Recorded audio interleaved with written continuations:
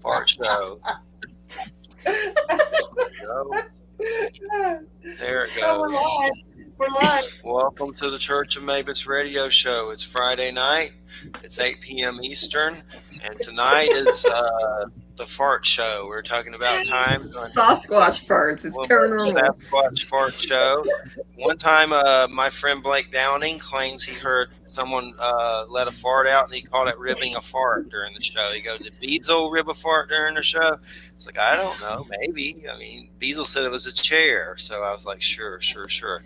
But that's what's happened in the last few minutes. But the name of the show is Stephanie Quick Saves the Show. That's the title. Stephanie Quick saves the show tonight. Yeah, basically a Navajo lady, Erica Elliott, was supposed to come on about Navajo teachings, and she got laryngitis really bad, and she's coming on in January, so she'll be back at least. There's a cool picture on the site right now of her as a teacher and all the kids from her school and stuff back in the day. It looks like the Wild West or something. But you listen to United Public Radio 107.7, New Orleans. I got two more shows left. Stephanie Redfeather, and then this doctor lady next week on Paranormal. And did you get the empath cards, Wham? I did get the empath cards, Wham, yes. Have you used them? I haven't seen mine. I haven't. No, I just looked at them and went, "Oh, these are empath cards." And Alan looked at them and said, "Oh, these are colorful." And I read the book and thought, "Okay, I don't really use cards for anything, so you know." We'll try to on January. I don't. It'll be her, but I haven't got it yet. The box is at my mom's, so I'll just pretend. Actually, the truth is that I got two boxes. I don't know why. So I might have gotten your box. I don't know. Sometimes they mess up. Yeah, I got two boxes, and I'm like, I'd not use the one. I'm certainly not going to use two. So I don't know. I'm probably going to give. I'll let you know. Present. If I don't see mine, I'll let you know. But I know I think they just did it. Probably just did it by accident and sent you two. I'm sure I have mine somewhere. Well, what have you been up to, Stephanie? Farting? Well, of course not. I'm a lady. Never farts, right? Right. Well, first of all, it's interesting that you brought that up because I am going to be I've been researching a show on humor in the paranormal, which I think will be fun. And with Matt Hopewell or AP Strange, we're going to be on with Rojan Razorwire on Project Archivist, recording later this month. And our erudite, academic, and very intellectual research has led us to the whole aspect of farting in the paranormal and humor. So we'd actually been on this topic, and this is the level to which we have sunk. Well, I ended up because I was thinking about, for example, Carlos. I don't want to get too deep into this and blow it because Rojan's always saying save it for the show. But as a little teaser for people, I'm very interested in Carlos Castaneda because he's incredibly influential, even though he was pretty messed up in a lot of ways. Anyway, so I was thinking about humor and spiritual teachers, and there's, good reasons to use humor. And so I had remembered reading this book called The Harmonious Circle by James Webb, which was published many decades ago. And he's talking about G.I. Gurdjieff, the great mystical teacher of early 20th century, and a lot of his disciples, his teaching methods, and how his just looking at his life history, what he can find, spiritual antecedents and stuff. And I remembered that there was this great anecdote about one of his students was an older woman, and she was kind of a battle axe. And so there was an incident where he wanted to, there was some kids or something around there that were part of the whole community. It was a whole community of spiritual seekers, and Gurdjieff was the leader and the guru. And for whatever reason, they were having tea. Now, instead of just kind of like passing the tea around or whatever, she was doing this thing where she'd stand up and pour the tea and then present it to the people by bending over. And every time she bent over, she'd toot, right? So everyone's like sitting there trying to like keep a straight face. What made it worse is she'd kind of toot. She'd say, "Oh, pardon me." Oh, everyone's trying to keep a straight face. So Gurdjieff starts getting like real mischievous, and he starts complimenting her on not only does she have this amazing ability to make this sound, which is kind of like a toy trumpet or something, but then she has this incredible politeness and grace with which she, accepts this thing, and how refined and ladylike her farting is, because you have to really keep her. And so by then everyone's just like busting up.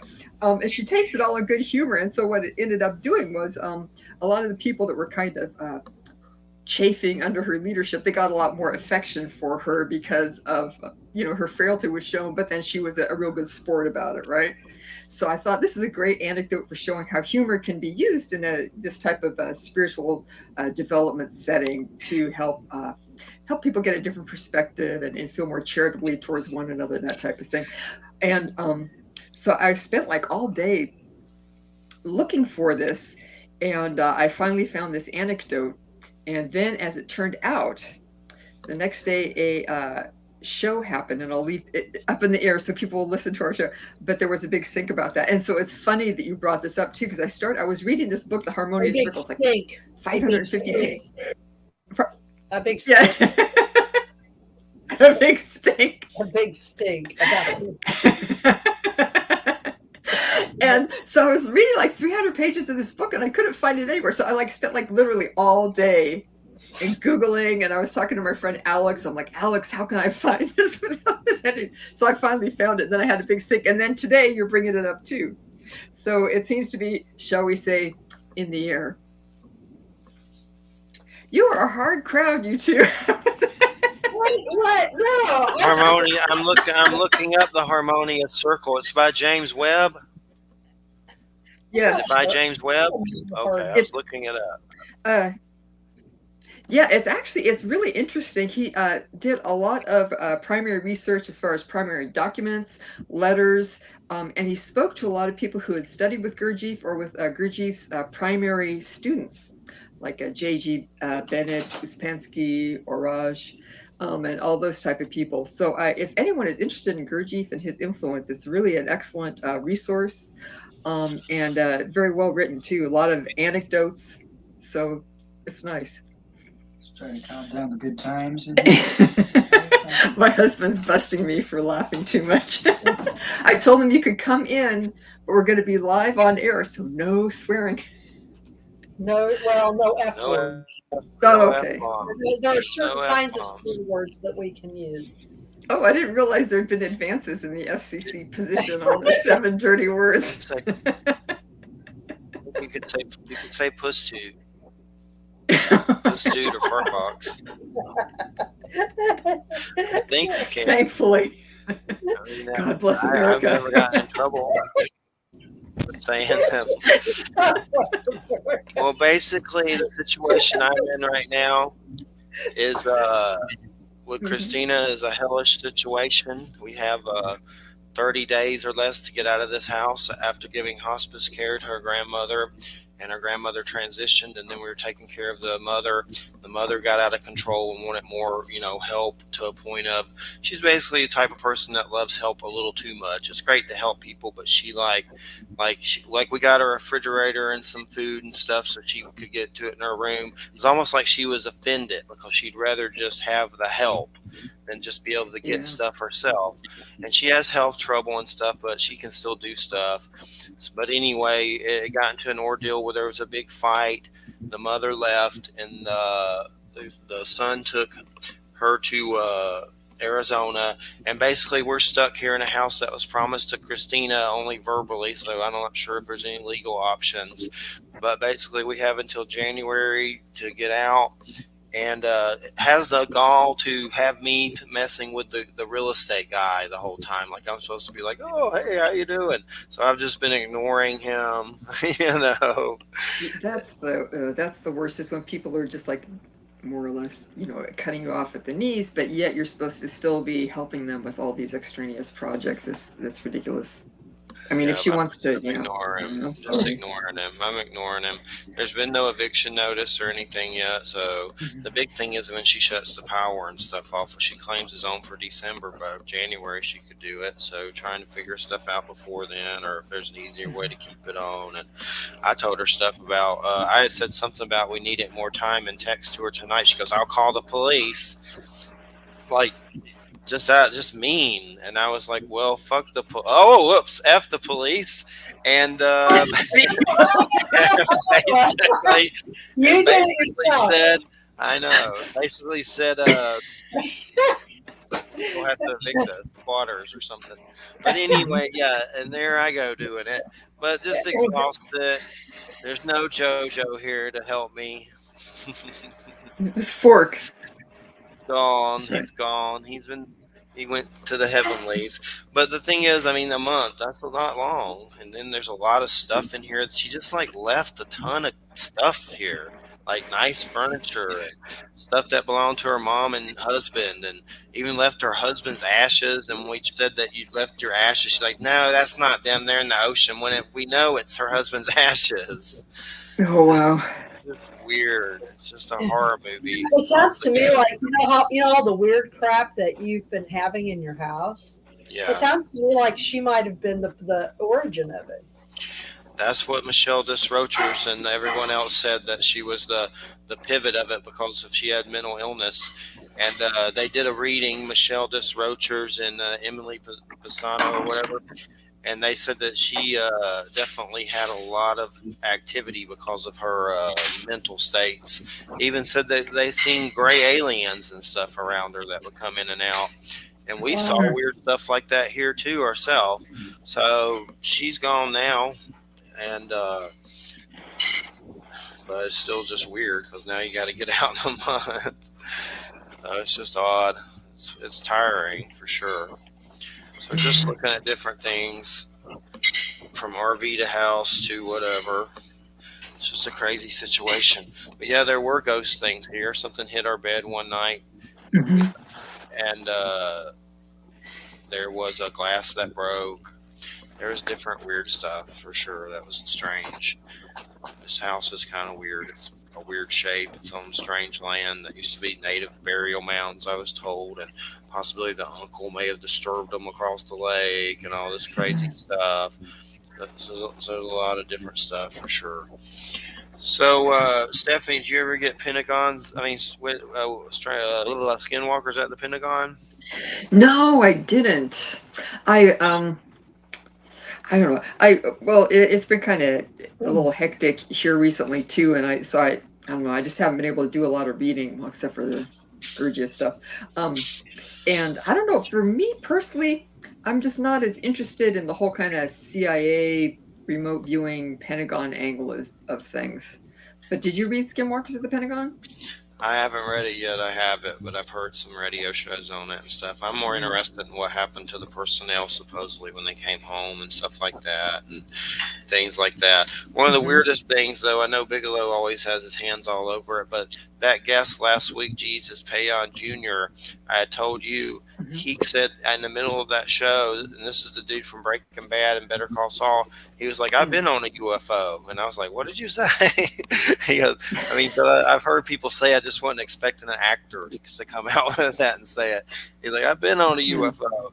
And I go, well, tell us more about that. He goes, well, after it happened, Robert Bigelow contacted me, wanting me to draw the propulsion systems the next time that happened, and that never happened. But I got all these weird calls. And this dude seems like very legit, like very down to earth. And he gets some Bigfoot footage that's amazeballs. But that was just one of the weirdest parts of that interview. I've been on a UFO, which I mean, I've seen a ton of them. I don't know if I've been on them. Well, there's a lot of people that think they have. There's a lady, I don't know why, I read her blog quite a while for a number of years, and she, I enjoyed her. Her name's pen name is Lucretia Hart, and her it's like a live journal blog called At Spiral's End. But she is like been a practitioner, and she's very experienced with various states of consciousness, and has had a lot of alien contact. And it's interesting to me, like she's the type of person that's like, oh, the first time that I was astral projecting or having an out of body experience. It's just I'd already read about them before, and so all of a sudden I knew what it was, and I had like lucidity and agency, and she's practiced various forms of like esoteric or occult practices. So she's very used to meditation, what it's like to lucid dream versus astral project. And what's interesting to me is that she is very much able, through her experiences, which have happened over multiple decades, to distinguish between this was like an astral abduction, like I'm being abducted by these beings that I know who they are, but I know it's on the level of like the astral, versus like, okay, they came to the front door, knocked on the door, and had us walk out the back to where the, frankly, physical UFO was parked out back. And so I thought that was very interesting, because I think a lot of people, especially if they, you're suddenly, you haven't really done much of anything, you just kind of led a mundane life, and then suddenly you're seeing this bright light, and there's the craft, and you're like, these people are, their brains are just blown open with these hugely altered states of consciousness. And so I think it's very difficult to kind of tease that apart. But then she has had these ongoing experiences combined with her meditation and occult practices, where she's able to very clearly distinguish how these things are separated. And I thought that was so wild, because I think a lot of people get it like you'll think first of all, okay, it's like a tin can from Mars with these creatures on it coming down and doing stuff here, right? Then yep, exactly. Then later on you think, well, all this weird stuff, I don't want to swear, is going on, and there's a lot of telepathy and synchronicity and PK and all these things that happen. You're thinking it looks to be very much something that's happening on this, like the non-physical, as we understand it, levels, right? Mm-hmm. But then it's kind of like this weird, like if you look at someone like Jacques Vallée, he's looking at it and he's like, this is the thing, it's happening on all these levels at once, right? You have the PK, you also have these, physical traces of something really big with a lot of energy having been in this space at this time, where these people are having this weird experience. And Lucretia Hart seems to have this same type of understanding of it, that it's like almost like from the mythic through the astral, through like kind of the psychokinetic, telepathic, and then, frankly, physical, levels. And I don't think a lot of people, it's hard to wrap your mind around in a way. But if you look at something like the computer, right? It's a thing, like your laptop. It's made by like mining chemicals and doing these physical processes, but then it's used to create these images, that can tap into, myth and, affect people on the subconscious level. And so I think that in a way, the UFO is probably something like, well, it's like Vallée's idea of the UFO as a projector, kind of, right? That type of a thing. But I thought that, she was very interesting on that way. And then you have someone like Jesus Payon, who's like, well, I was on a UFO, and she, is someone who's had like a ton of experiences of where it's just paranormal abduction. But then she's also, sometimes if they need to, it'll be just like the tin can coming down and the beings coming and grabbing you and walking you out back. You wake up with, wet grass all over your feet and your pajamas on backwards. So yeah, that is weird when that happens. Yeah, I personally have not, I think I've ever had any type of contact with like the aliens. I've never seen a craft. I've never seen a light in the sky that I can't identify. I've seen some weird stuff. One time I saw something and I thought it was really unusual, a light in the sky. And I was talking to my brother, and he actually, he's retired Air Force. They used to do, we have those big, like 737s that fly around with like that mile long antenna, and they're monitoring like what the Russians are saying and stuff like that. So he did that. And he said, I think you saw a U-2 coming in to land north of here. And which was something I never would have expected to see or to have him say, but then, he actually, this is what he did for a long time. He knows the flight paths, he knows how they look and all that type of stuff. But I've never seen anything that would be unexplained that way. But I know a lot of people have. So, I've only ever had one really weird experience that has correlates with the whole abduction thing. And I can't explain it. I don't know what it was. yeah. It was kind of a simple, compared to some people's experiences. I was living in this basement apartment. I had just started working on the classwork for my PhD. All right. And I was having kind of a hard time in my life, but at that point in my life, I was, if you're in a PhD program, you're always having a hard time in your life. That's just sort of goes with all of that. And I remember that there were occasions when I felt really sort of weird and uncomfortable about just going to bed. I would sort of get creeped out because I lived in the basement apartment. It was the only basement apartment. So it was kind of isolated from the rest of the building, or the rest of where the rest of the residents were. And so this one night I decided that I would turn the TV on. I had the TV at the time, and I would turn the TV on low, and I would sleep with it because it was in the other room. So I would leave the television on low, and I would leave like one light on, and I would go to sleep that way. Are you there? What happened? I don't know. I can hear you. Okay, I just see Jeffrey's face. Anyway, Yeah. It doesn't matter. I did something. We can hear you. Okay, there you go. There you go. Anyway, that was just startling. Anyway, I remember I went to sleep. I went to sleep with the TV was on low, and there was a light on in the other room, and I went to sleep. At some point, I woke up, and I had one of those weird experiences where I know some people recognize this, where I wake up and I know that something's going on. The only thing I can remember is that there seemed to be this weird green light in the other room. Mm-hmm. But I couldn't tell whether it was something on the TV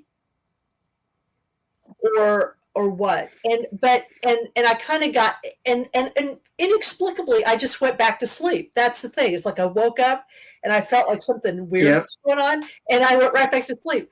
And then I woke up the next morning much later than I usually wake up. Mm-hmm. But I felt really groggy, like I hadn't really slept, mm-hmm. which was kind of weird.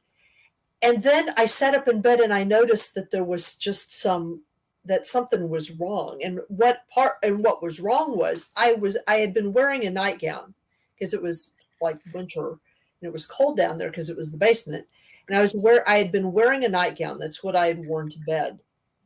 The nightgown was off.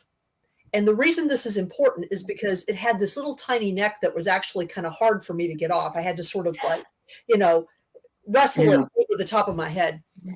But it was off. And not only was it off, it was folded at the foot of my bed. Now, see, anybody who knows me knows that folding clothes is against my religion. I do not fold my clothes. I do not even fold my clothes to put them in my drawers. I just shove them here, So, and then, and I felt, and it was like my right hip felt sore. Mm-hmm. And I remember I kind of looked down and right at the level of right in my inner thigh of my right leg. Oh, there were like 4 spots that looked just like fingers. Yep. Like right there. And then the entire, this is maybe a little TMI, the entire, my inner thighs on both sides had some kind of gelatinous fluid that was not goo. That was space goo. Yeah, that was not mine. Yeah. And when I realized all this, I got really, really angry. I mean, I didn't get scared. I got really pissed off. And I remember I got out of bed and I went to the other room and I like shut, everything off. And I stood in the middle of the room and I just sort of like started yelling at whatever it is and just said, "You will never do this again. Fuck." This is the F-bomb show. We can call it the F-bomb show. And I just like went off, and it's never happened again. Good. So I don't know what that means. I don't know what that was. I felt kind of out of my body for the entire day. It took a while for me to sort of feel normal in my own body. I felt like I was drugged, is what it felt like. That is so creepy. First of all, the whole thing with the clothes is like the first time that I saw a picture of Betty Hill's dress that had been torn when they had their experience. And it creeped me out partly because when I was younger, there was a lot of more vintage clothing available that we wear for every day or for costumes and stuff. And the dresses back then, like the 50s and 60s, were very well made and they had very densely woven thick material. It was not like floaty boho stuff, right? Yeah. I mean, it would take a lot to tear that, which is, just like the violence. It just gave me chills.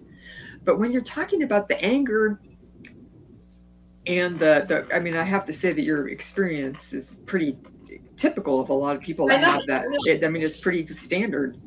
And it's creepy. I mean, it's like when they talk about CPS. If you get like kids that have bruises on their inner thighs, there's not a lot of ways that that's going to happen without, someone getting up in there, unless they're like riding a bike and falling off or something like that. Right. If they're too small for that. But one of the things that struck me, and I know we've spoken about this before with Paula Gunn Allen in her book Pocahontas, because she talks about the phenomena of mythology worldwide and the whole idea that there are certain times when things will be stable for a while and then it's like a changing time and the old order is headed out and the new order is headed in, and how so many times this is heralded by the abduction of a charismatic magical woman, right? Like Helena Troy, Lady Rebecca, or Pocahontas was abducted, all these other things. It's a very fascinating book if people want to read it.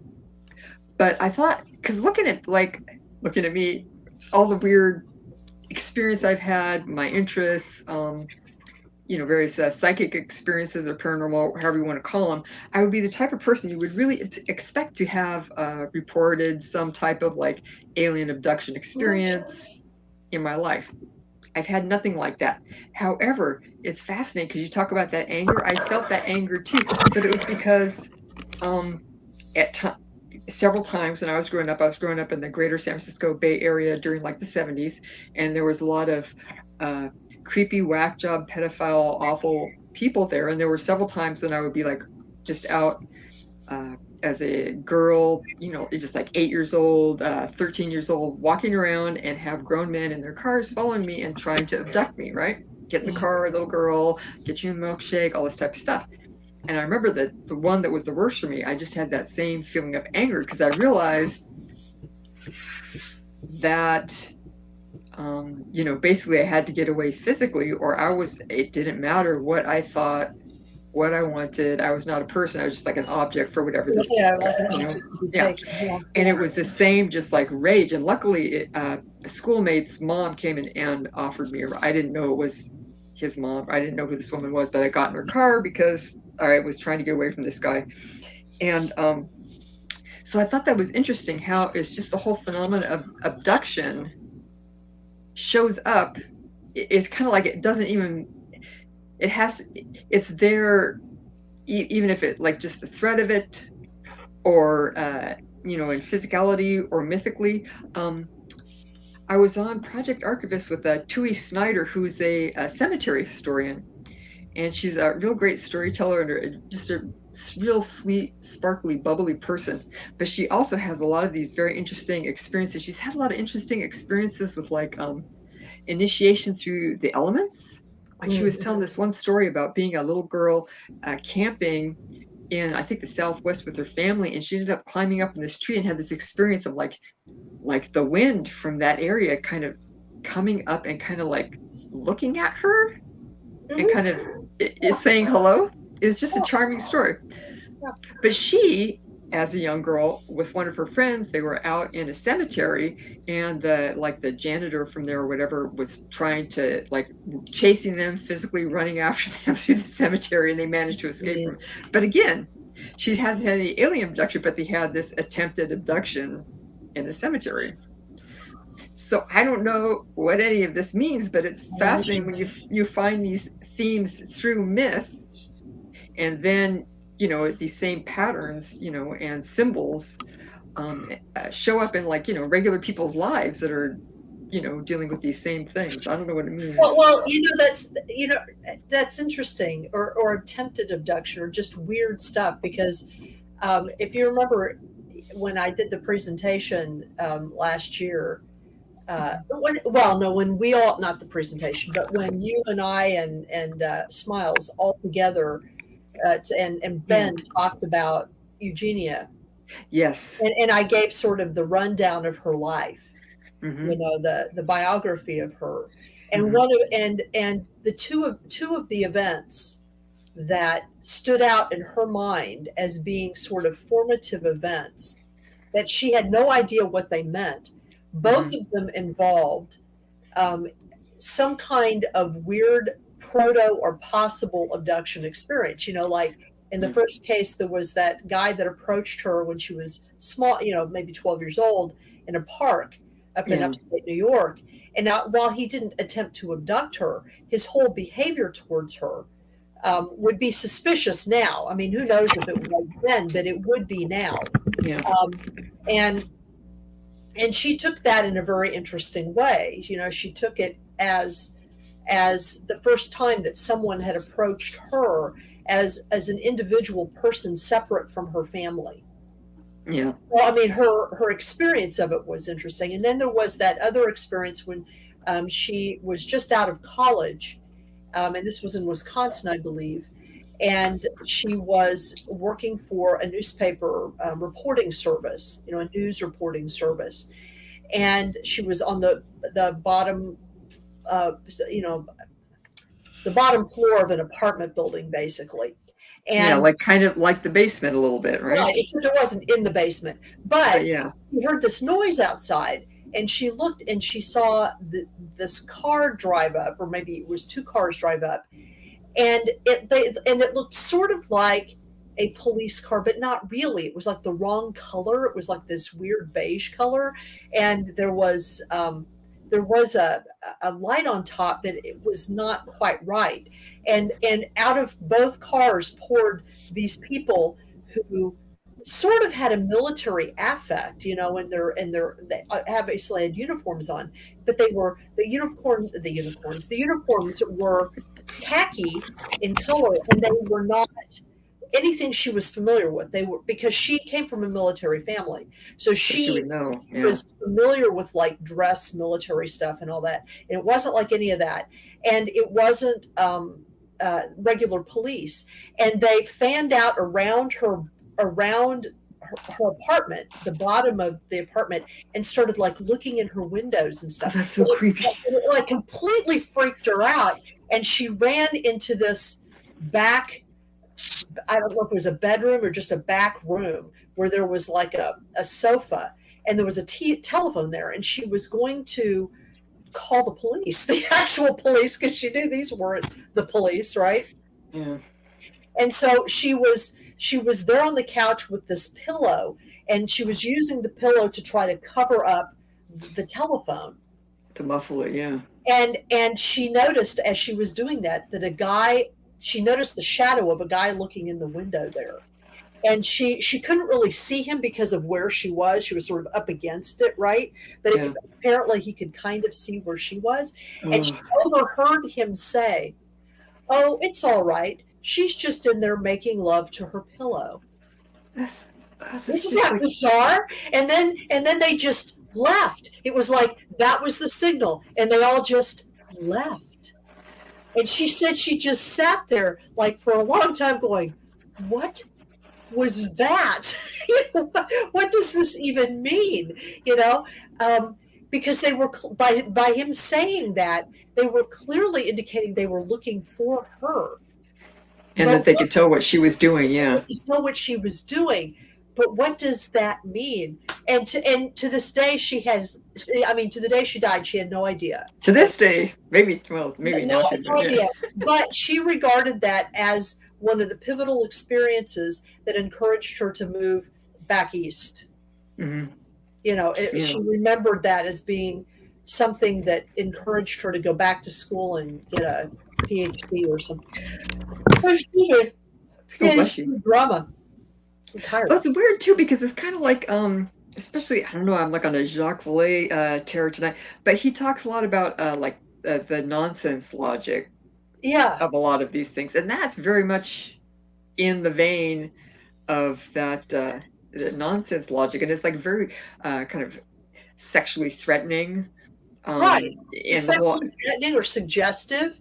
Making love to her pillow. What the hell does that mean? Trying to get into your private space. Right. Yeah. I mean, it's very, I've had experiences where it's been very clear, and I've talked about them on the show before, where something has come into my rooms, like the first time I ever did a Naga ritual, it was like maybe a night or two after I did it, I woke up. And I sleep in my closet, sleep in my bedroom, which is over there. You can, but I'm in my office right here. But my office has got a window that looks out over the backyard, which is where I do all my stuff. And I woke up suddenly and knew that something was in my rooms, but it was this office. They weren't in my bedroom. And I was awake. I was completely awake. I was not half awake. I had sat up, and I distinctly heard a voice in here, my office, say, apparently to someone else, "This is where she lives." Just like that. This is where she lives. And out loud, I said, "Get out!" Just like that. I just said, "Get out!" And they did. Well, that's good. It's like, because that's my reaction. It's like, don't scare me in the middle of the night. Just don't do it, And I've always sort of been like that. I remember once I lived in this apartment in this not great part of town with my partner at the time. And in the middle of the night, we were awakened by some crazy person pounding on our door, bam, bam, bam, bam, just really, really hard like that. And I went up and I got up and I yelled at him, and it's like, what do you want? And they're like, and it was very clear that they were drunk, and it was very clear that they thought somebody else lived there. Because it was an apartment building. And so we yelled back and forth for a while. And because we did, we held back and forth for a while. And this person was clearly drunk and not believing me. And I finally just said, a few expletives, right? I was like, I don't care if you believe me or not. You're going to, or I'm going to call the police. So, but I can be very aggressive. I'm not going to say what I said to listen to the F show, but it was like, I was extremely aggressive. And somehow when I do that, people believe me. I don't know why. I guess they could have kicked the door down, but they didn't. That's good. Well, okay, this is not anything paranormal, but it's just making me think of a friend that I had from way back when in high school. And this is just a funny anecdote. Well, to me, it's funny. You'll probably crack up, because if you've lived in these kind of dicier areas around, let's say, drinking establishments, you know how things can go. Anyway, it was in the early 80s. And he was, my friend Joe, he was gay, and he was living in an apartment on the ground floor with a couple other guys. And they were like right around the corner from the Stud, which is like the super famous gay bar in San Francisco, which is actually, I don't know, I haven't been there in a ton of years, but I always had a good time. We'd go there sometimes or everything. It was very popular, and this was really before AIDS had hit. So, there's a lot of activity, a lot of guys and stuff. Anyway, so the living room, the front door in this apartment opened into the living room, and there was like a couch right across from the front door, and the front door had a mail slot in it. So Joe used to nap on the couch, and he said, he'd find out that the people, like, he would wake up because he thought someone was looking at him, and there'd be like someone would had opened the mail slot, and they'd be looking at him napping. Oh, Or of course, it's a bunch of men, and I guess they'd want him to know that they found him attractive, so they would be opening the mail slot and inserting the genital apparatus. He was like, and he was like, he was just like gay, and he was like very, he just like, and just let them know what they thought, and they'd, slink off and everything. I'm thinking, Joe, why are you continuing to nap on this couch with this front door like this? It could be anything. Because obviously, he's sort of getting off on it a little bit. Just he was a popular guy, but then he had many fine qualities. But yeah, he was fun because he was actually he would discuss all the weird paranormal stuff with me back. This is before the internet, when it was a lot harder to find people to discuss this type of stuff. So I was lucky.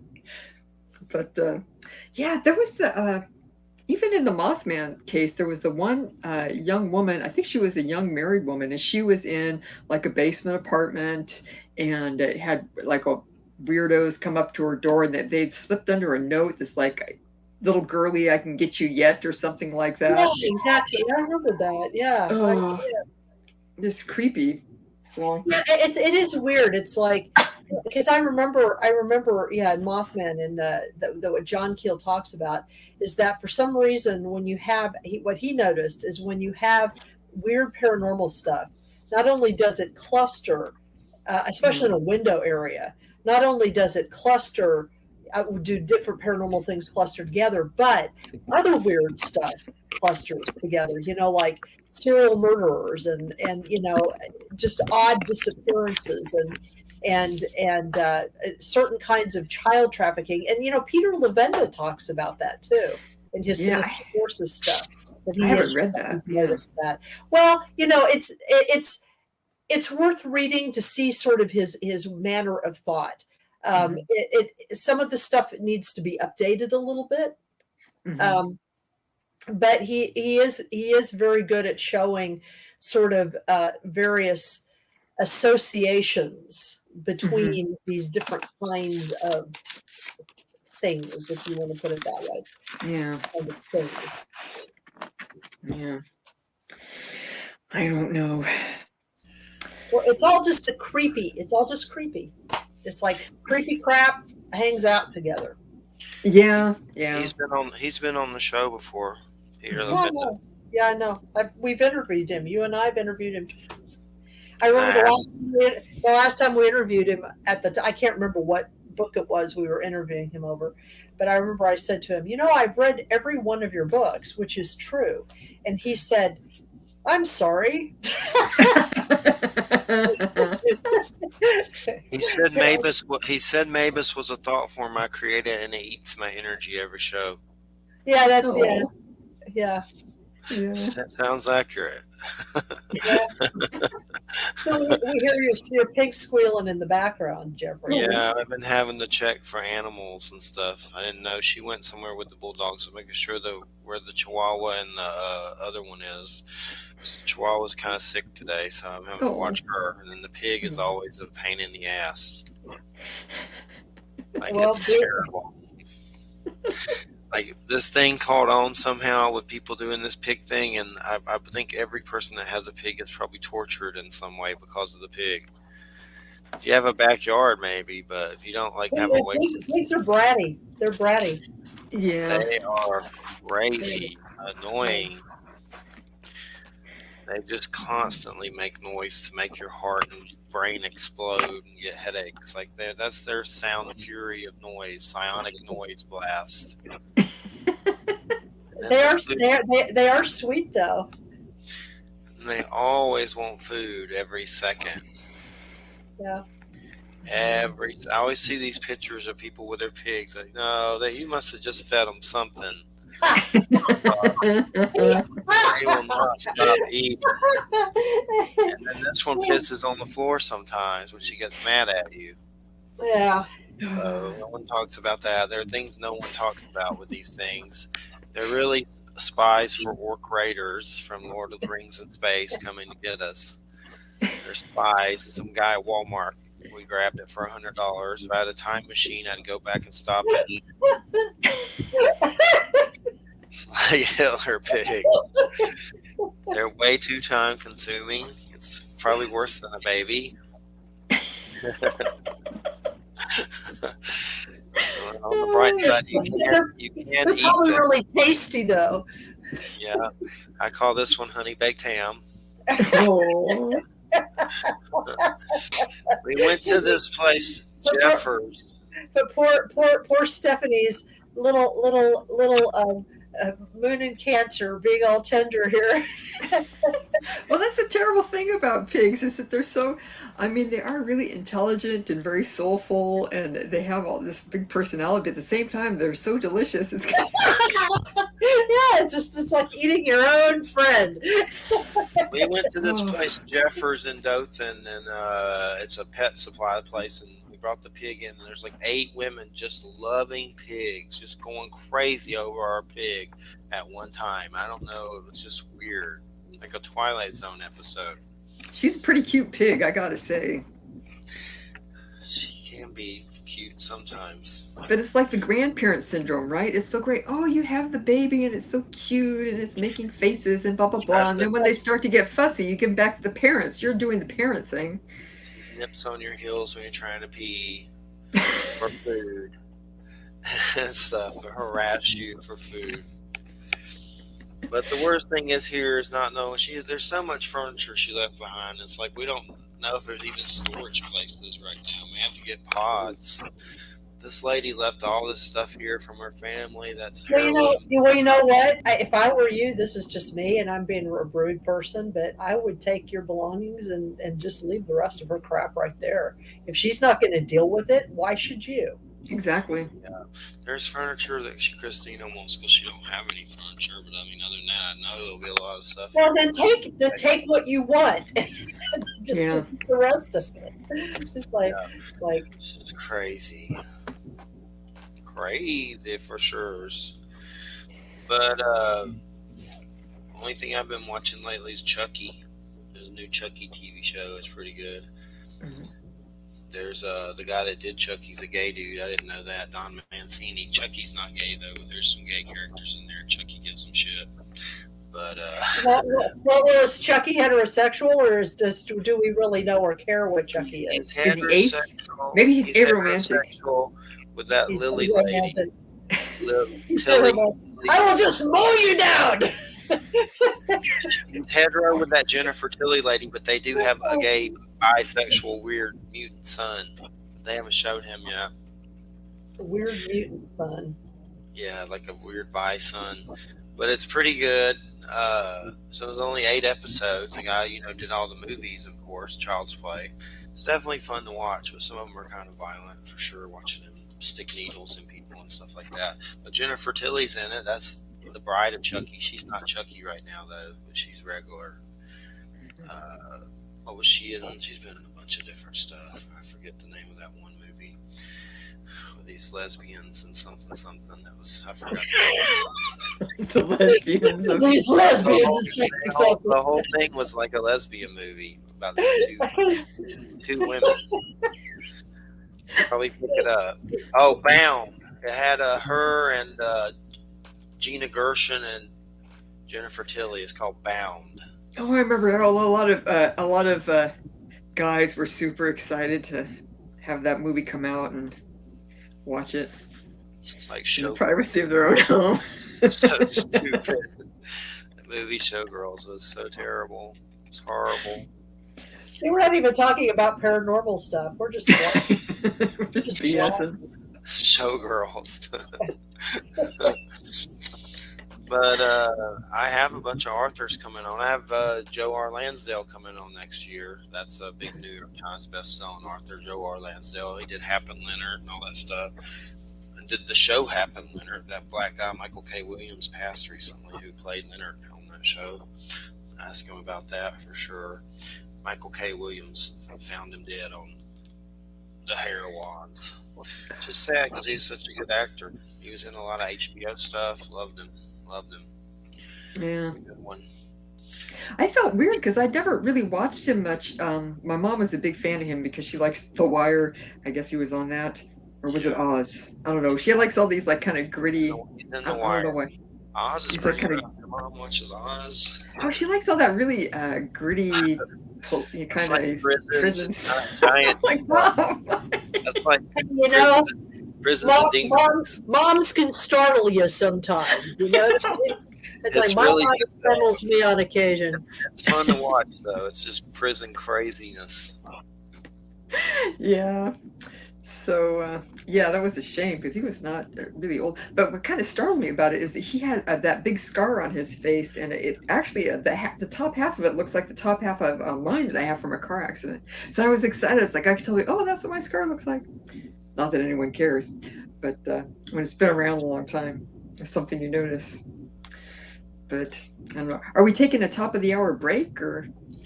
No, but if you need to, Okay. let me know. Me and Wham. Oh no, that's fine. I just didn't want to like bring up some big involved topic and then I get like No, 4 we just words. go through. Okay, perfect. Just go through. Yeah. I don't know.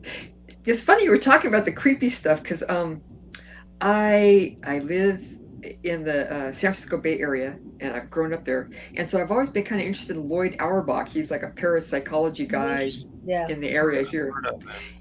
Yeah, he has had some. He's a very interesting guy because he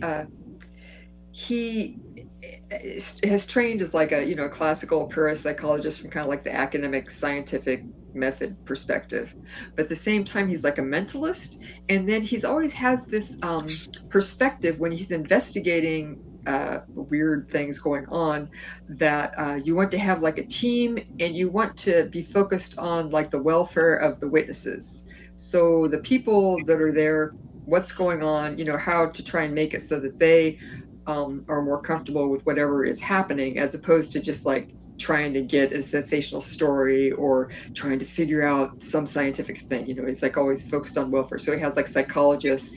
He'll also work with mediums. And then he also does like a stage mentalism, which is when you like are cold reading people and stuff like that to look at like you're psychic. But he also acknowledges that lots of times when you're if you're doing stage magic or stage mentalism, it creates an environment where actual psi or telepathy or whatever can happen.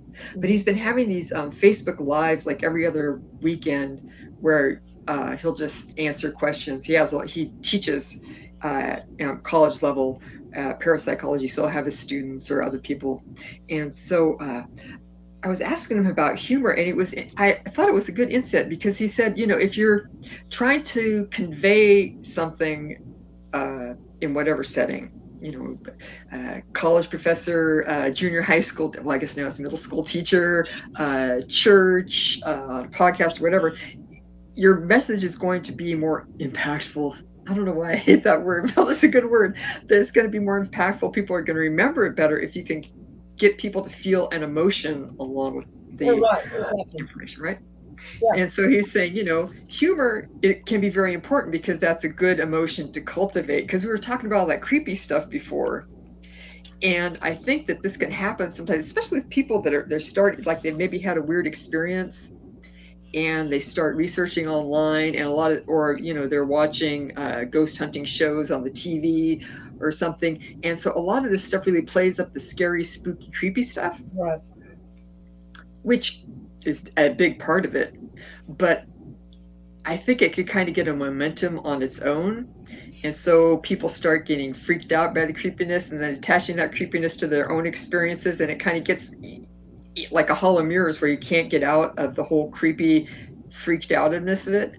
Yeah. And so I thought that that was really smart of him to say that, is if you can bring some humor to it, I think a lot of people think you're not being serious, but it can, in my estimation, be very deadly serious. I'm going to go there because, people need to be able to get out of that, because at a certain point, you're just freaking yourself out and you're creating an environment that is helping to draw more of this stuff to you that's going to scare you even more. Well, I think that to me is part of the genius of what David Lynch does. Yeah. Because his stuff, like his Twin Peaks stuff or Mulholland Drive, I mean, all of his stuff has these weird elements in it of where you have creepy or sinister or even paranormal or tragic, all of that sort of wound together with these interspersed with these moments of just bizarre humor, this ability to see the irony of things,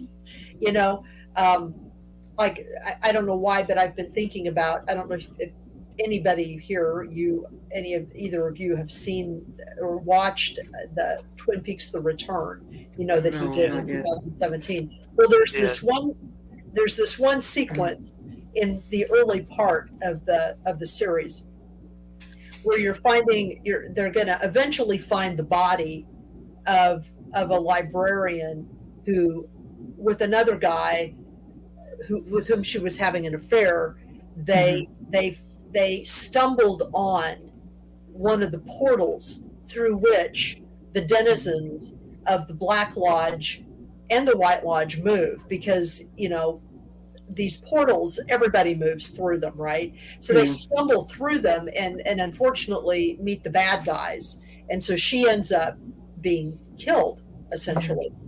And so they're going to end up finding her body, or at least part of her, actually just her head. They're going to find just her head, and they're going to find Briggs's body attached to her, and that becomes part of the whole story of what they're trying to unwind. Well, anyway, how they get to that point where they find her body is that there's this woman, just a plain everyday woman. They might have, David being who he was, he might have just hired an ordinary woman, who's supposed to be the neighbor of this person who they find. And she has noticed that there's a smell.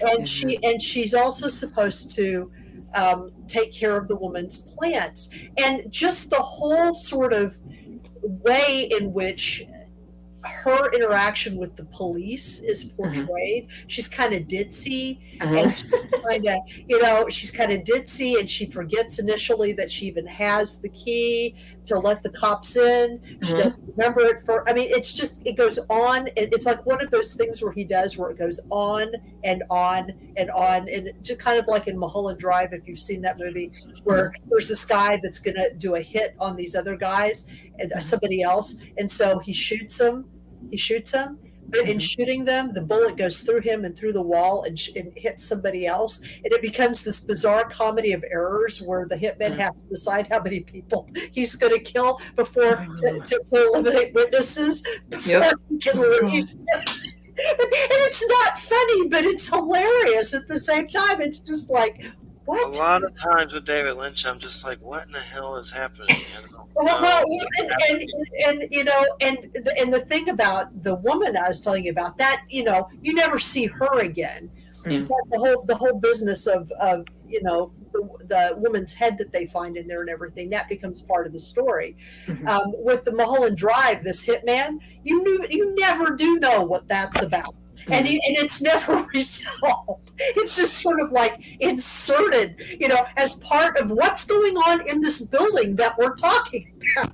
It's like, there's this building, and all these things are happening, and this is happening over here. It's just so, but to me, it's like, if you think about it, that's exactly the way life really is. That absurdity and randomness. It's like, that's exactly how, it's just that we are so focused on our own stuff right where we're at, that we don't think about like all the other stuff that's happening over here and all the other stuff that's happening over here, which if all of that were to be seen and known, our own sense of what's important would probably be altered significantly.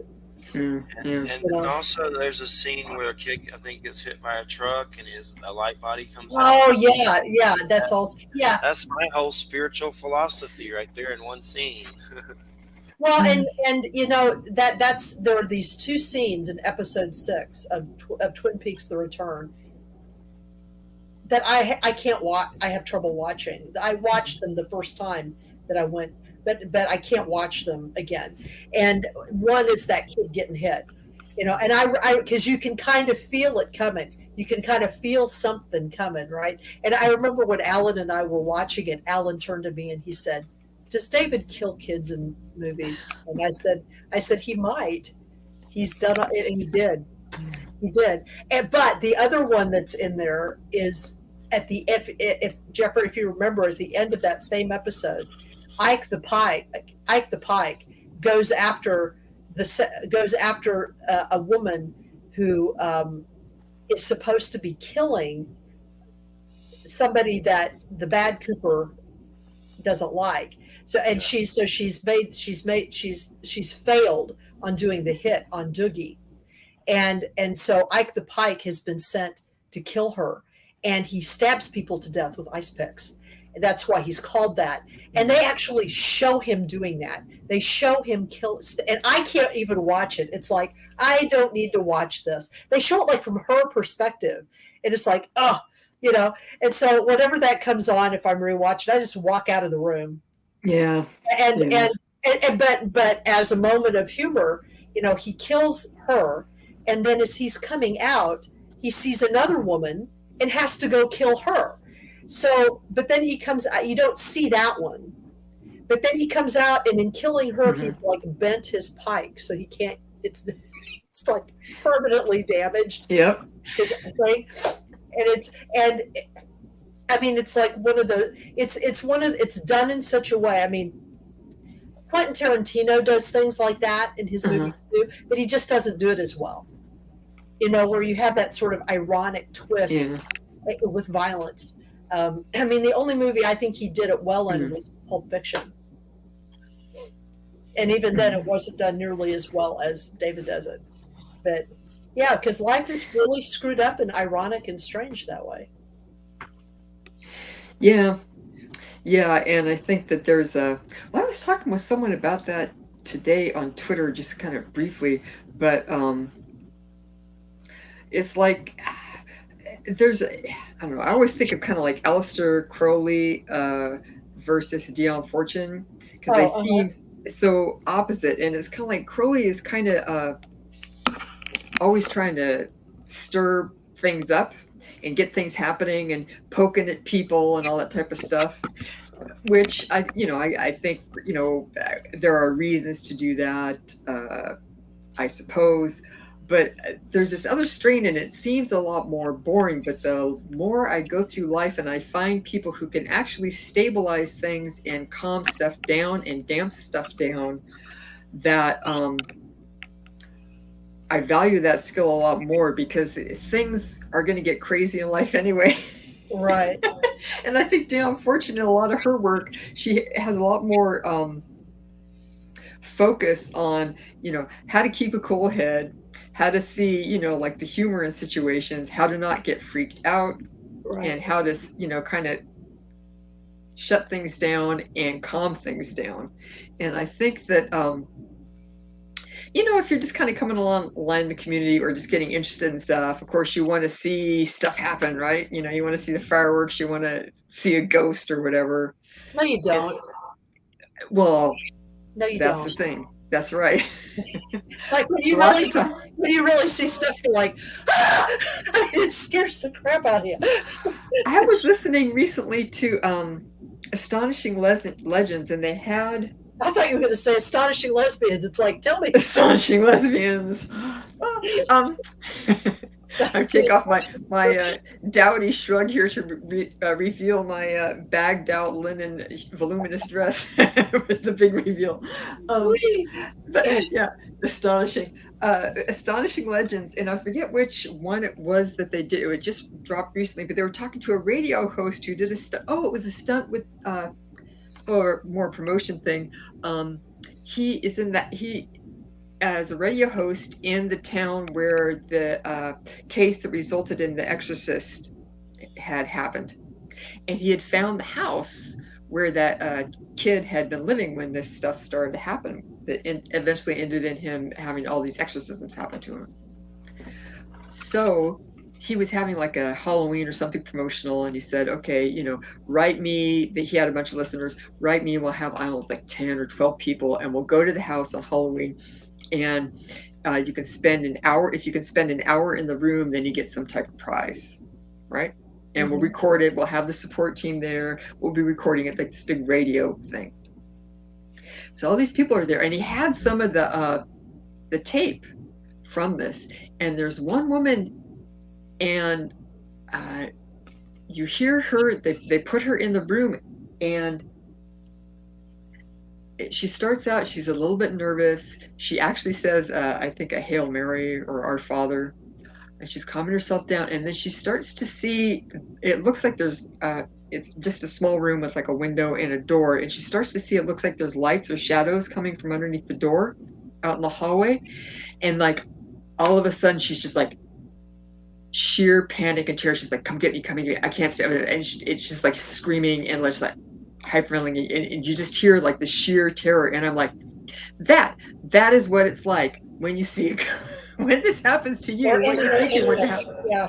It's one of the few things I've heard that it's like when these things really hit you and really go, because lots of times it's someone who's been through something really awful or is going through something really awful, and it's not very fun, and you're feeling it at like full force. And so that's why I think, people want to go looking for this stuff, and they want to stir this stuff up. It's like, do you really want that? No, probably you don't. But it struck me because I listen, especially like over the years, I've just listened to a ton of stuff. I've seen a ton of ghost shows, and it's just so much of it's like very boring and stuff. And it was like one of the few instances where it's like, yeah, this is what it's like. It reminded me, I wanted to share it online, just say, if you want to keep going with stuff. So that's why I think it's important for people to read some of the more boring, seemingly boring stuff about how to work with this type of thing in a way that gives it some structure, and it gives you some grounding and helps you to keep your balance and kind of calm things down. Because I don't know, it seems to me, I find a part of it is you just get this like emotions just suddenly burst out, like, 211 up to 11, as they would say in Spinal Tap. And it can be very difficult to maintain any type of conscious volition, really, when things are just so crazy so quick. On the plus side, or as where some people might be into this, is some of the I was listening to Whitley Strieber. He and Jeffrey Kripal wrote that book about supernatural stuff. I think it's called Supernatural. Right. They were doing kind of like a tandem interview with Jeff Mishlove on New Thinking Aloud, and Whitley Strieber was talking about his encounters with the mantid alien lady on the cover of Communion. Aliens, yeah. Oh God! And he's just talking about like these sexual encounters, where it's just, again, there the whole emotional sensation gets like up to 100. He's talking. I should have laughed, but apparently it's like a lot more like super exciting, like all of a sudden bammo. Well, the mantids can apparently force you to come on here. Yes, he was talking about his magnificent erection. All of a sudden, I'm like, okay, Whitley in the guest room. Magnificent erection. Oh my God. That's like something I don't really want to visualize. With Whitley at all. I mean, I feel happy for him, but it's kind of like you're trying to maintain a more scientific. Me and Whitley Strieber have been in a fight before. Well, I know. He thinks that you're part of the Antichrist. He was mean. Well, and there's no call for that in my viewpoint. Well, I admired his books and the movie with Christopher Walken. I've read all that stuff. I've seen it. He's a heck of a writer on some of these things. One day I was on his page and I wrote something making fun of God. What's the guy? that's on Coast to Coast with the space objects all the time. Has a white hair and a beard, not white hair and a beard. Richard Hoagland. I Oh wrote yeah. something. Everything to this guy was like a Star Trek mothership. Our comet was a starship. I Yeah. wrote something on his on Examiner making fun of it, and Whitley seen it on his page. He goes, "This is helpful to humanity." I was like, "Cool, Whitley." Stryber, complimented me. But then 3 days later, I was blocked or something for something. So maybe he wasn't complimenting it, and I took it like he was. But anyway, I wrote him, and he goes, "Anybody that associates their name with the name Mabus, that's just crazy. That's the Antichrist." And Yeah. anyway, now he's Mm. friends with Jeremy Vaney, another of my big enemies, and they work together. So I don't really keep an eye on what they're doing, but I've been in fights with them. It's terrible. It's one of the terrible things that I think is not super helpful in our corner of the world of ideas here, which is that, I mean, not everyone has to get along to be able to, talk about ideas. Or I think, I mean, like Jeremy Vaney, I think has had some pretty interesting experiences as he talks about them and stuff. He tends to be, I think, just in my experience, a little quick on the draw to decide that he doesn't like someone personally, and therefore, you should be anathema. And I don't know that that's. I mean, I try and be maybe not so much that way. Whether I succeed or not, I don't know. Yeah. But sometimes I think, if we could, because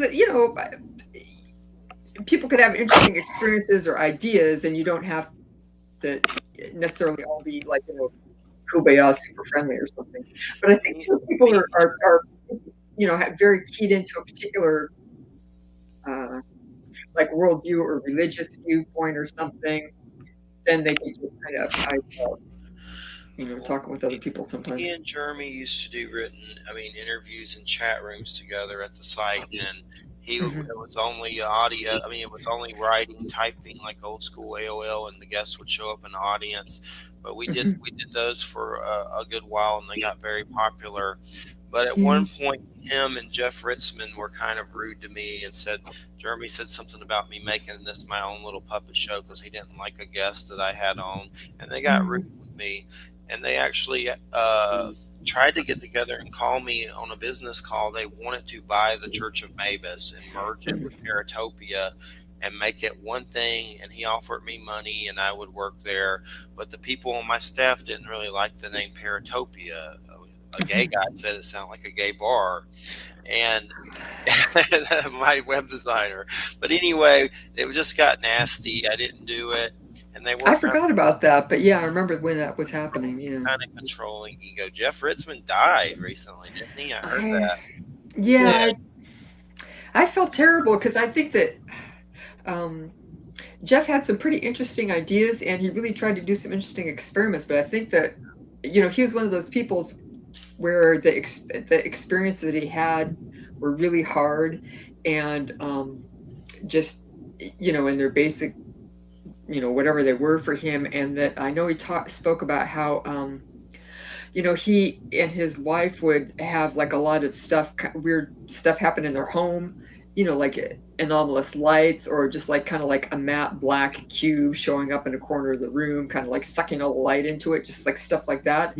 And it made it very difficult for them to have like friends or anything like that, because people would come over and see this stuff and get freaked out. And so it was very isolating for him.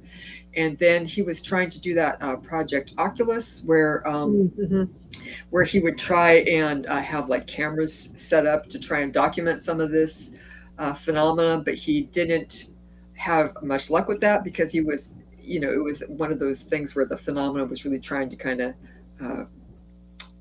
evade his notice. So I think for whatever reason, I just think that made it harder for him just generally to deal with people in the community and stuff. I mean, there can be a lot of just like any hobby group. I mean, my dad and my bonus mom and his wife are involved in they collect carnival glass, right? This is type of glass that got made like in the Depression and stuff. Mhm. It- Yeah. the most mundane, I mean, it's very beautiful and a lot of fun, but it's like the most mundane thing. And they get all the sniping and backbiting in politics, even in the, like all these retired people in the carnival class group. So any hobby group, I think. Bizarre.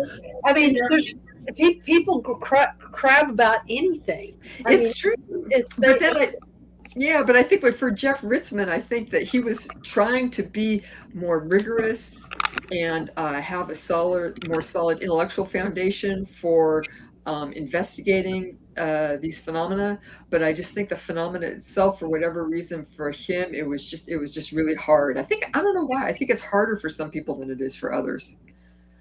And I don't know why that is. Like I was talking about Tui Snarder before, and it I don't think it's as hard for her. I don't I'm not entirely yeah, certain what it yeah, is. I don't know. I mean, it's like, I think about my trajectory with this stuff, and I've had kind of a difficult life in some ways. I've had some difficult things Yeah. happen to me, but then I think about somebody like Eugenia, Mhm. who actually, from a childhood perspective, really didn't have that many bad things happen to her in the same way. And yet she had a very, very difficult adult life. Now, I mean, I think Eugenia had an undiagnosed, I think she was autistic, frankly, from my observation of her behavior, my talking to her, um, and just the sort of difficulties she had navigating certain types of human relationships. Mhm. When she was in a military family that was very structured, and Yeah. everything was very clear there. But when it came to her relating to regular people on an everyday level, she had a lot of problems with it, a lot of problems expressing herself. And if you just read her material, it reads very much like someone who is trying to deeply and profoundly understand the emotional lives of other people, because she sees them acting in different ways and is trying to guess what their motivations are. Yeah. And she doesn't have a lot of empathy. Yeah. I mean, in the direct sense. I mean, it's not that she wasn't compassionate or wasn't kind or anything like that, but she just didn't have any. She didn't have any like direct contact, emotional contact with people That that felt sense. that was safe or that felt comfortable to her. Yeah. But she also had a very powerful sexual drive, which Mhm. she talks about from time to time, and Mhm. which got her in no small amount of trouble from time to time. Yeah. And because she would, people would take advantage of her, for one thing. I think because Yeah. she was on the spectrum, people would take advantage of her emotions because she was sort of guileless Yeah. and would sort of just accept what people said. And but she had a very difficult adulthood, and so Mhm. her psychic experiences and these paranormal experiences, they kind of followed the kind of intense difficulty of that. And so the way she handled that was to really, really try to use her intellect to try to wrap and her art Yeah. together, interestingly enough, to sort of wrap both of those things around her experiences as different ways of trying to understand and express what was going on. Mhm. But when you read her stuff, there's not a lot of what I would call deep emotional content, Mhm. you know, Hmm. which is interesting. You know what I mean? Yeah. You'd think that, with her output, and she was very creative, that she would be a very passionate person. Well, she was in a way, but it wasn't an emotional passion, Yeah. Yeah. intellectual passion. It was a aesthetic passion, Yeah. passion. It was, but it's not terribly emotional. It's just interesting, you know. Yeah. Oh, I wanted to plug something a little bit. Just because we're talking about different people having this difficult or less difficult relationships with the kind of paranormal, and I have been following a guy on Twitter. If people are interested in Twitter, it's Perceptions Today. So it's like capital P Perceptions _ Today. And they've been hosting all these Twitter spaces on like consciousness and the paranormal, and they've always had a lot of kind of very intellectual and scientific resources about consciousness as it affects our lives. So he's not just focused on like telepathy or whatever, but how is your conscious affected by, let's say, chronic illness or extreme circumstances, or what's consciousness like of different animals and stuff, so that what does consciousness have to do with like precognition or reincarnation. So he's having these very interesting Twitter spaces, and they're going to be starting up a podcast too. And so Paul's the guy behind it, and he's a very interesting person because he's been having these nice Twitter spaces. He's pretty organized and has kind of that dad energy, so everyone stays on topic. Dad. We just go all over the place. Exactly. But it's refreshing because it keeps because it keeps it so that everyone can kind of get heard. And it's a very interesting authors, and he had Anthony Peake on there of Anthony Peake Consciousness Hour, talking for like 5 hours, talking to people and answering questions and stuff. He's coming on again. I'm going to be speaking on synchronicities January 6th, I think. But it's fun. If you have a phone, you can just listen. You don't have to say anything. And then he's going to be doing a podcast. So if people are interested in that, that's something you could check out. But I like it because it's a little less personality driven and more idea driven, and there's just a lot. I can't keep up with it. I think a part of it is because he has been interested in this for quite a while. He's not a spring chicken, and so he has a more organized and easier relationship with the whole idea of consciousness and kind of some of these weird extremes of it. And so I think there's a little less drama in it. But like you were talking about with these different people and their interactions with it, it's just interesting to me How to do see. I find it again? How do I find it again? It's on Twitter, and the account name is Perceptions Today. So it's capital P _ capital T for today. So Perceptions Today with underscore and capitalized. I think I can send you the link. But yeah, so, and people can pop in there, and then he's going to be doing a podcast too. So, but it's a lot of interesting stuff. There was a guy, I think it's Aaron Voot, was on recently, and he was talking about reincarnation. His parents, he's a younger person, I think. His parents had been researchers into reincarnation and written a book on it. And so he has a whole kind of generational, he's been steeped in this from the time he was small, and talking about that. But yeah, so people can poke around there and see. But it's kind of nice because it's unusual because it's a little lower drama, which is unusual for human beings, basically. Lower, oh my God, lower drama. A little lower. Well, yeah, interesting. Yeah. See, I'm saving it. I'm saving it in my emails so I can find it later. Yeah, it's fun. So. Oh, and the only thing that I was going to talk about was this ghost thing that I've been working on. I've managed finally to get a bunch of different instances of footage of poltergeist activity, of orbs, and of figures, and audio, like voices. There's like several instances of actual voices to a guy. Well, if he's the archivist for a lot of the Pine Bush material, and he helped me write the Pine Bush case study in my book. But he also is a sound engineer for an NBC affiliate. Oh. And has a couple of friends who also work with him at the affiliate, that do audio and video. And so they are taking these pieces of CCTV footage, and they are subjecting them to different types of tests and enhancing them. And they have found some interesting things. Like, for example, once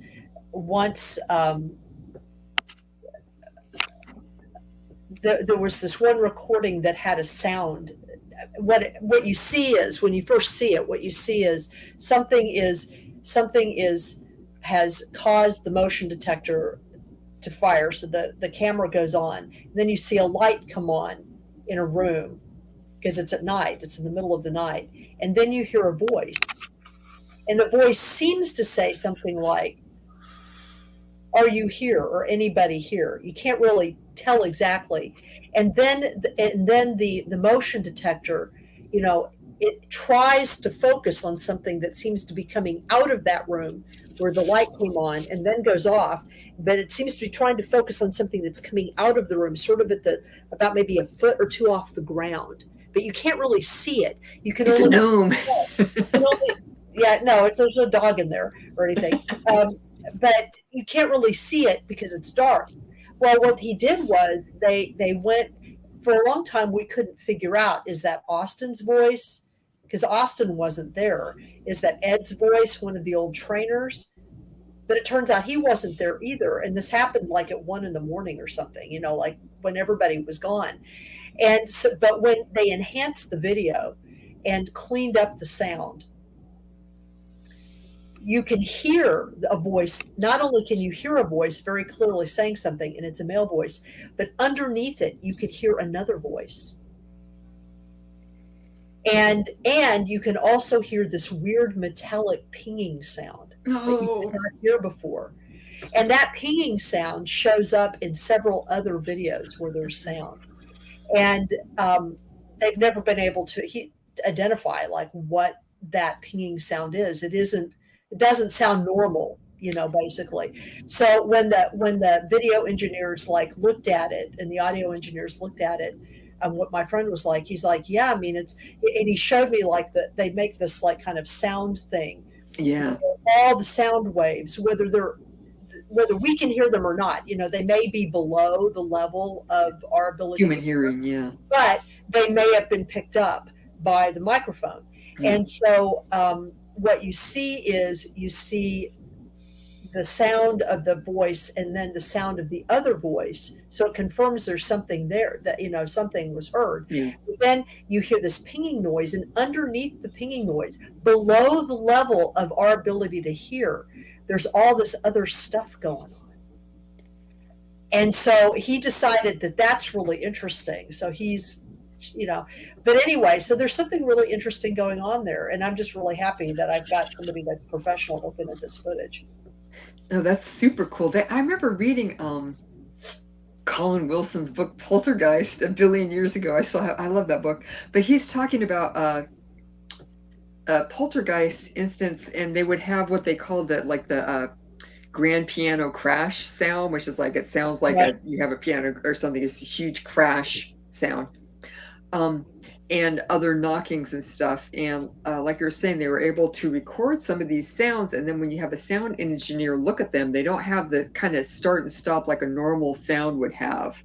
Right. Like if you were just knocking stuff around, it's like stopping and starting really abruptly. So you can have these kind of artifacts that you can find by looking at the sound waves through these analyses and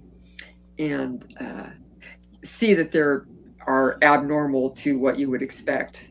It's weird. You were talking about how they were thinking it sounded a little bit like the voices of the guys who worked there. But what was interesting is once it was enhanced, it was very clear it was neither one of their voices. Yeah. It was very clear. But because it was you had to clean it up first. Because they could do voice prints and stuff too, right? Yeah. Yeah. That's weird.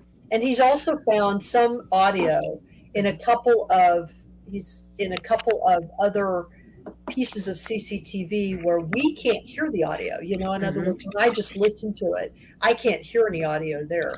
But they've been able to enhance and pick up that there's some kind of sound thing going on. It's like a pulsing. It's also he says, because he's a sound engineer, so his sound, he's listening to it with headphones and he knows how to listen to it. And he says that he thinks he can hear certain types of voices in that.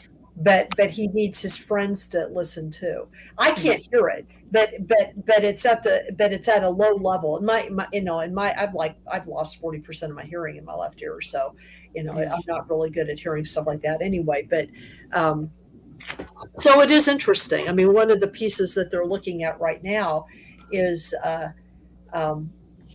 something that happened during the day where this one camera picks up this figure that appears to be like a shadow figure that is, and it's very clear, a shadow figure that appears to be like looking into the yoga room and kind of peering in.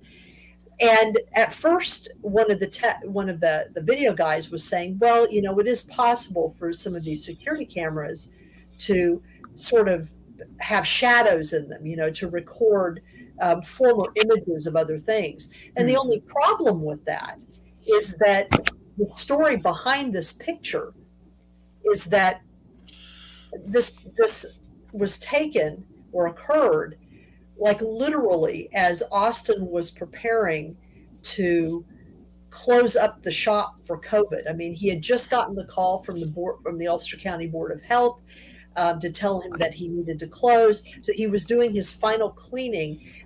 The room is just up on top of the landing where it was. And he was down at the bottom of the stairs. And from the bottom of the stairs, if you're tall enough, I'm not, he's taller than I am, you could actually see the door in question, or at least part of the door in question. And he was cleaning, and he got pinged on his phone that the camera up there was picking up movement. And he was like, what could possibly be up there? Because I just was up there cleaning the floor. So like, what could possibly be up there? So he looks, and he sees that figure in real time. He sees it, and then he looks up to see if, because it would, the way the figure is, it would be tall enough that he could see it. He doesn't see anything. Yeah. And so it's like in real time he's getting pinged that something's going on up there, but he can't physically see something that then shows up on the camera. Well, that's the difference between, what our human senses can pick up and these various instruments.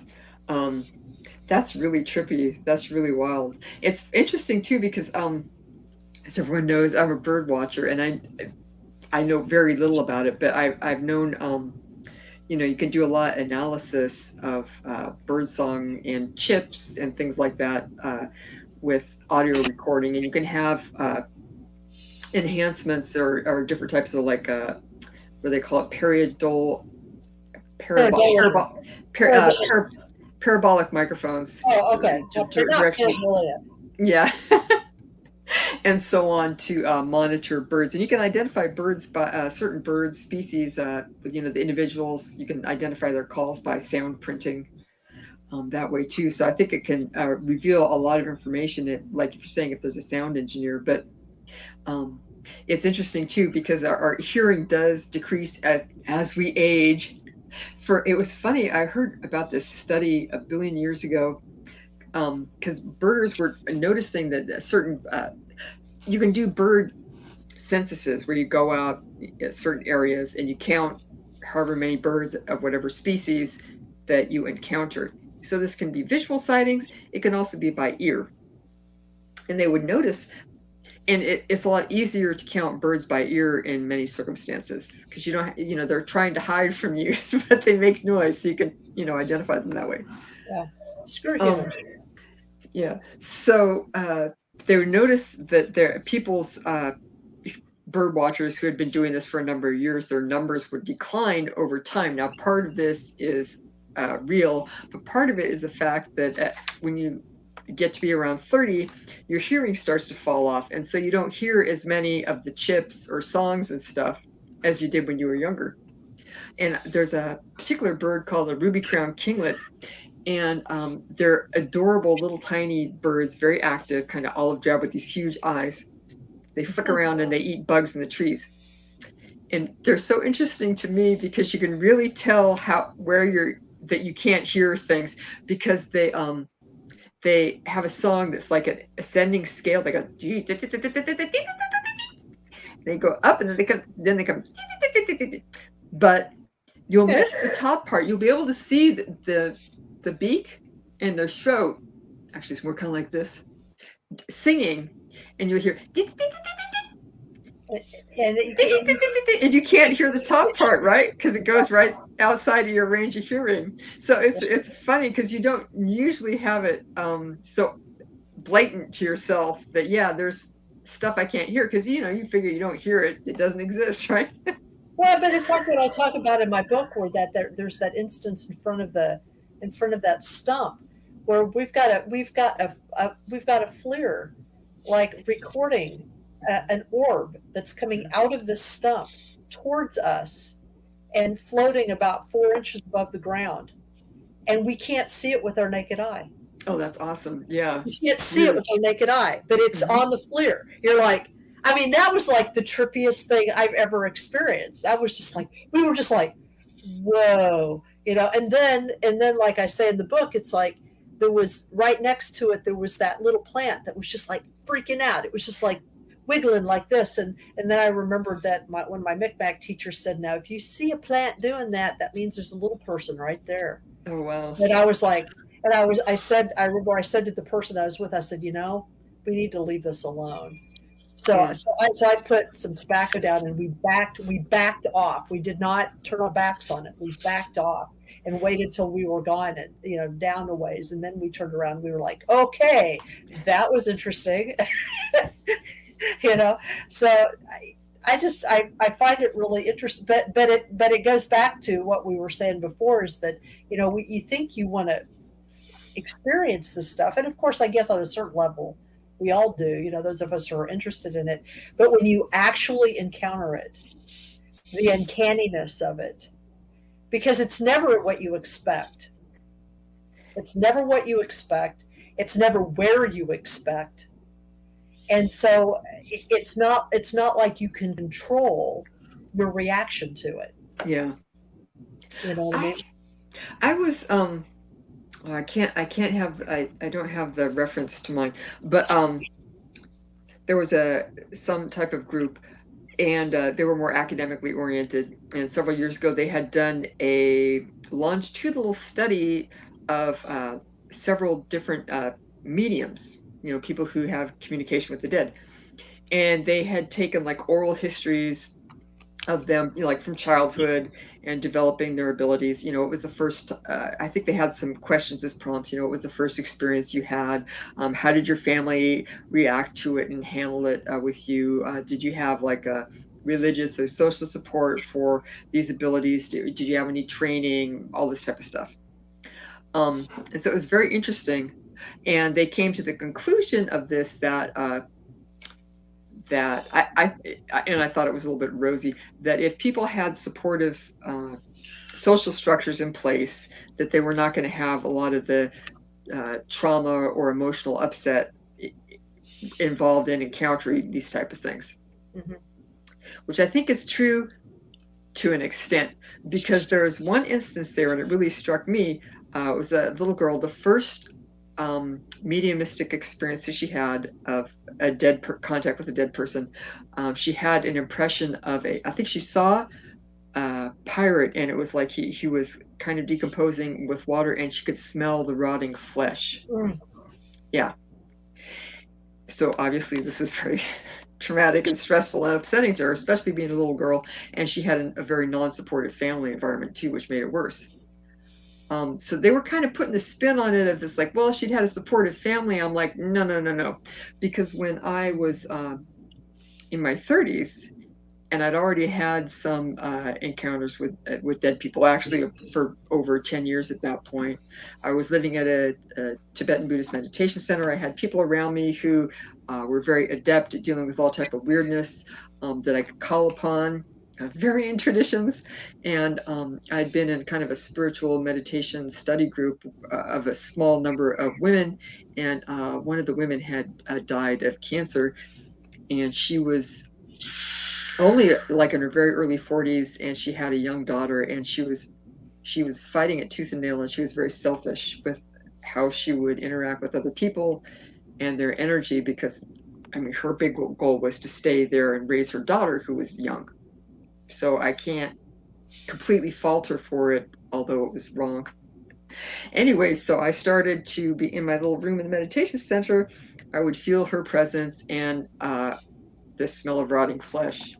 And even being a grown-ass woman with experience and everything, it's just it's going to creep you out, and you're going It's to get unnerving. freaked. It's extremely. It is. It It's is. extremely unnerving. Even when you know that experience, you have a plan, you have many people who can help you. It's still.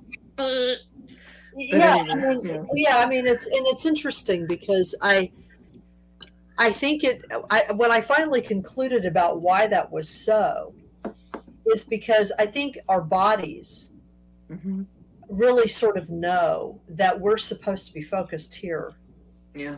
And it's a fear reaction. Your body is encountering something that it doesn't understand, that you're not in control of, and so it just simply reacts. There's not a lot of it's completely it's completely limbic. I mean, that's how I experience it. There's no rational thought there. It's just kind of like, I don't know. It's kind of like if you have a nice big bowl of ice cream. It's not like a thought thing. It's just like, wow, this is delicious. Yeah, exactly. It's kind of like that, but it's not delicious. Except that it's scary. It's uncanny. Yeah. I mean, it is also interesting, and in the kind of intrusive experiences that I've had, which I've talked about on the show, mm-hmm. I do find it interesting that in the intrusive experiences I've had, like where it's been clear that somebody has been in the room or something mm-hmm. like that, or that I get mad. Mm-hmm. and that in that moment, I have no fear of it at all. It's kind of like, get out of my house. Mm-hmm. I mean, do not manifest. If you can't be a polite person and manifest the same way everybody else does at the same time, don't do it. You know what I mean? It's really funny. But in that moment, I'm not mad. I'm not scared at all. So I'm either like terrified of it or I'm really pissed off.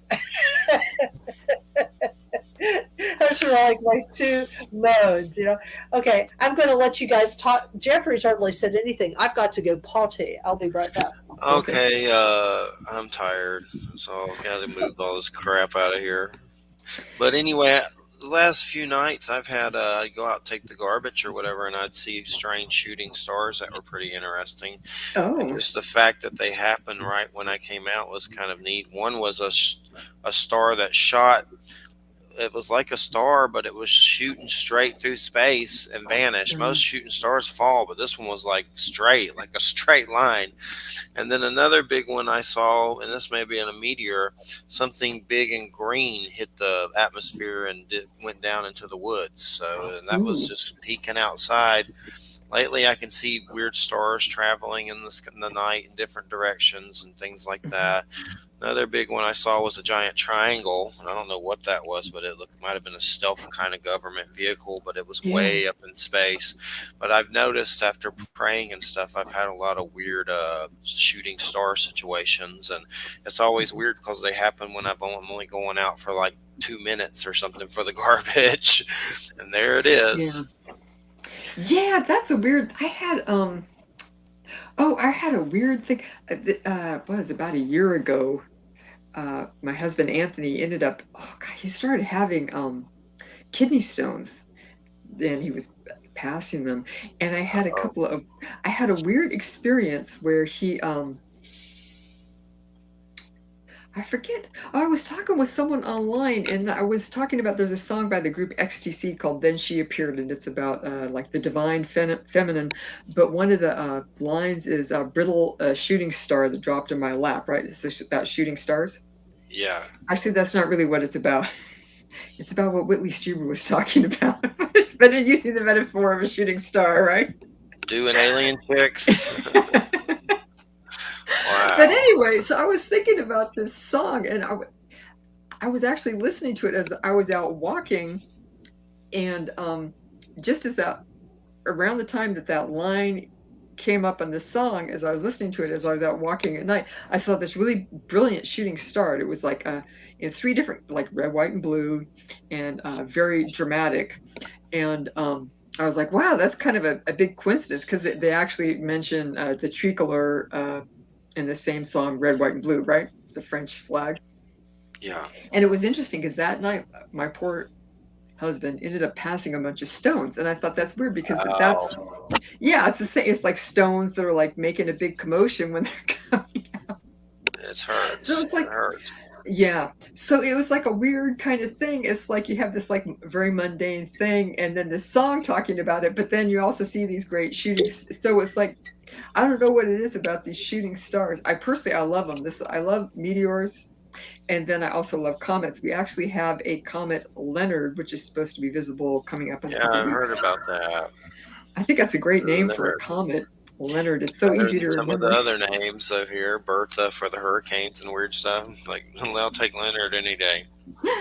Bertha is actually my I've used that name for a number of years, because when I go to get coffee, it's like you go to some place and they're like, okay, do you want it hot? Do you want it cold? Do you want soy milk or 0% milk, or we have 2% milk, or we have goat milk? And it's, what I want a coffee.